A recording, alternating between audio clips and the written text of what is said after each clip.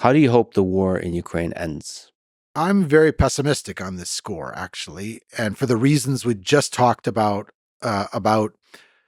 how these things escape human management or even rationality. I think that war takes on a life of its own as accumulated suffering actually eliminates possible compromises or settlements that one might talk about in the abstract. I think that it's one thing for people far away to propose trades of territory or complicated guarantees or arrangements that sound very good in the abstract and that will just be refused by people who have actually experienced what the war has been like in person and what it has meant to them and their families and everyone they know in terms of lives destroyed. I think that peacemaking is going to face a very daunting task here, given all that's accumulated. And I think in particular, just from the last days of the launching of missile attacks against indiscriminate or civilian targets, that's not easy to turn the corner on. So let me ask a political question. I recently talked to Donald Trump, and he said if he is elected, before he is sworn into office, he will have a peace deal. What would a peace deal like that look like? And is it even possible, do you think? So we should mention that Russia has captured 4 regions of Ukraine now: Donetsk, Luhansk, Zaporizhia, and Kherson. Also, Ukraine captured a part of Kursk region within Russia.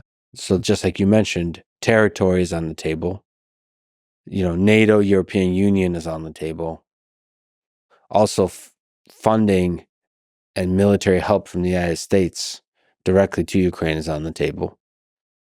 Do you think it's possible to have a fair deal that from people, like you said, far away, where both people walk away, Zelensky and Putin, unhappy, but equally unhappy, and peace is negotiated? Equally unhappy is a very hard balance to strike, probably. I think my concern is about the part of the equation that involves people just being desperately unhappy, laying the foundations for more trouble to come. I couldn't imagine what that looks like, but that's once again, these are things that escape human control in the details. So laying the foundation for worse things to come. So it's possible you have a ceasefire that lays the foundation for a worse war and suffering in a year, in 5 years, in 10 years. Well, in a way, we may already be there because ratifying the use of force to change borders in Europe was a taboo since 1945, and now look where we are. If that is validated, then it sets up incentives for more of the same.